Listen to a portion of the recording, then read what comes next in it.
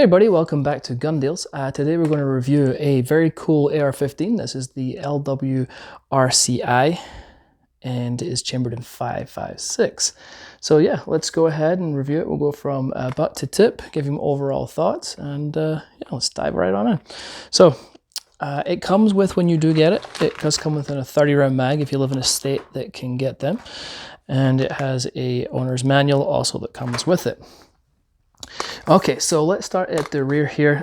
This is LWRC's own buttstock. It's pretty cool. It does have some QD mounts on either side with a very nice rubber pad at the back. It has a pretty nice cheek wheel done here for you. It's pretty comfortable, so I do like that. And it is 6-position adjustable. We do have a standard mil-spec buffer tube here. We come down to their castle nut, which has been staked, which is nice to see. So very nice. And then the upright and lower here is 7075 T6 aluminum. We're going to go over the lower components in a second. There's a lot going on, and I want to give you kind of a close-up look to show you, because it's a completely Ambi lower. It's pretty sweet. At the top, at the top here, we do have an American flag that's engraved. So the Ambi charging handle is pretty sweet, as you can see here.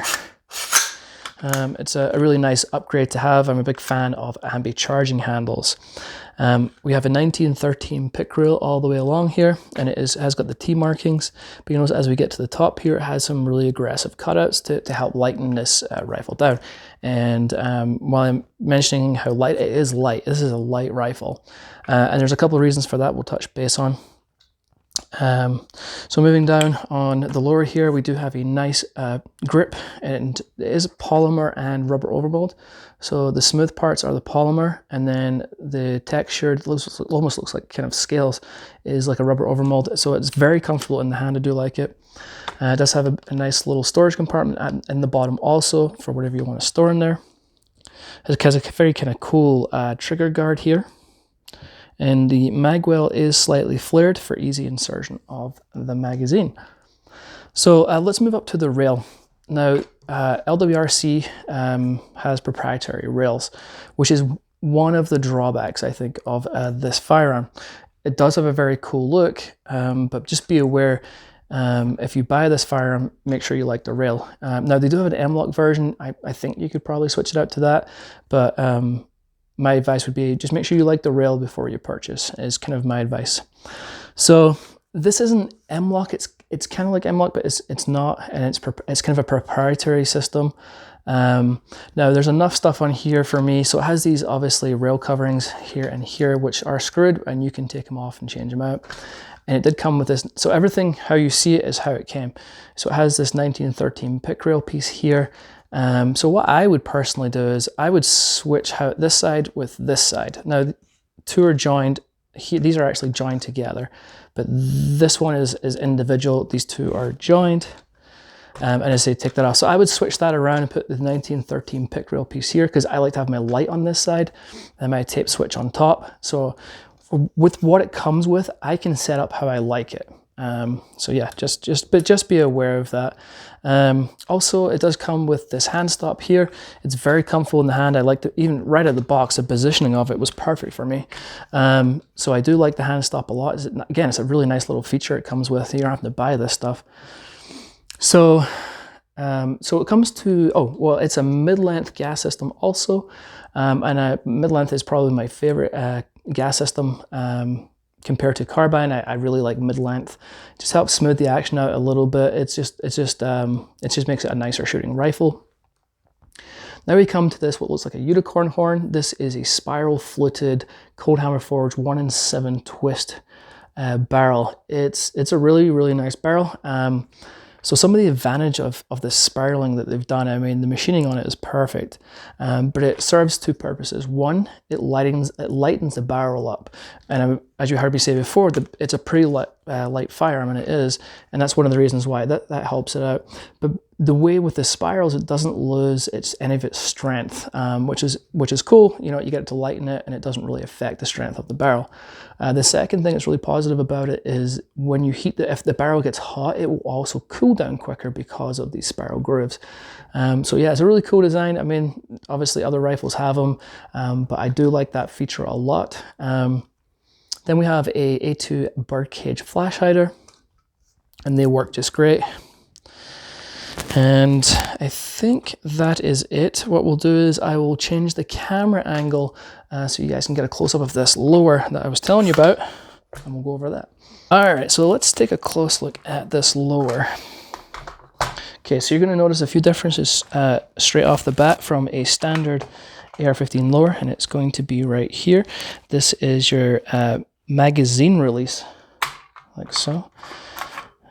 And I really like the size of this pad.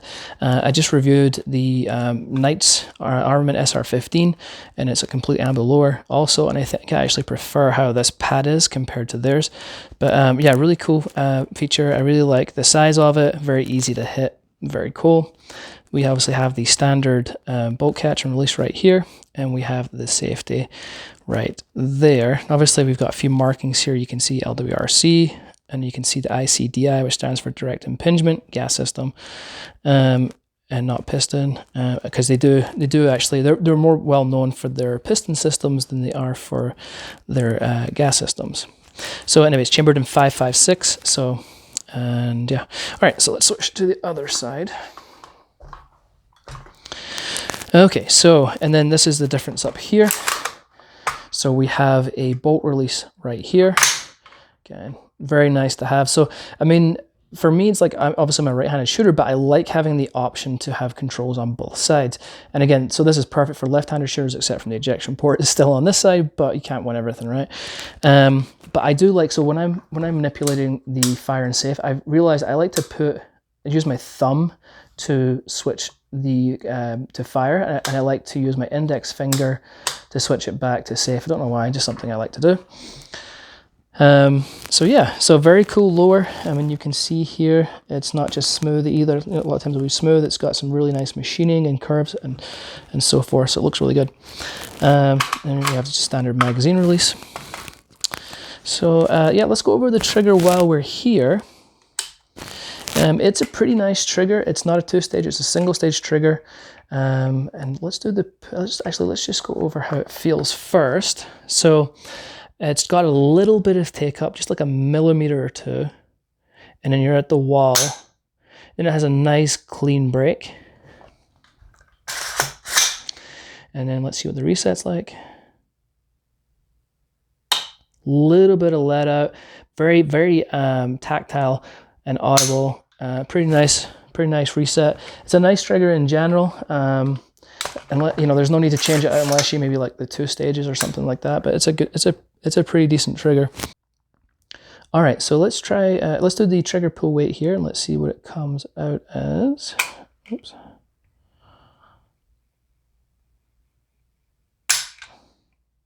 £5.5 pounds. Let's do that one more time.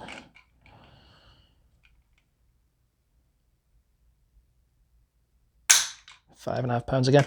So it's a 5.5 pound trigger pull. As I say, it's definitely a nice trigger to shoot with, which you've seen earlier. So yeah, happy days. Okay, so now what we'll do is we'll break it down just a little bit. We'll show you the bolt carrier, because there's definitely some interest in that. And it just comes with a standard H2 buffer and buffer spring. Nothing fancy or upgraded about that. So this is their nickel boron coated LWRC bolt carrier grip. First of all, it looks freaking awesome. I love the color of it. But I love some of the cutouts that it's done here, and it's branded LWRCI. And I believe, now this is the first time I've really got my hands on an LWRC before. And I've been impressed, but I believe that their bolt carrier grips used to be proprietary. This part was not here. It would be still inside.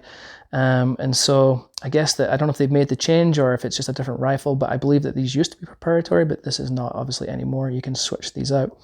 But with the nickel boron coating, if you don't know what that is, when it gets dirty and you come back from the range or something, you know, a lot of the stuff, I've actually already kind of wiped this down, which I shouldn't have done. You can just wipe. I'm not even using any cleaning fluids or anything like that. And a lot of the crap will just come straight off. Obviously, if you use a cleaning fluid, you just seen that, me wipe that right off. So this helps it stay, you don't have to lubricate it as often either. So it's got a few benefits to it. Another thing you'll notice, which is kind of cool, is they don't have the gas, the stakes, right? And usually with a standard bolt carrier grip, you'll have the stakes right here, and the bolts, and they're not there. So it's kind of an interesting design how they've done this, which I would imagine strengthens this with not having those screw stake things in there. I'd imagine this actually overall strengthens the bolt carrier grip, so that's kind of cool.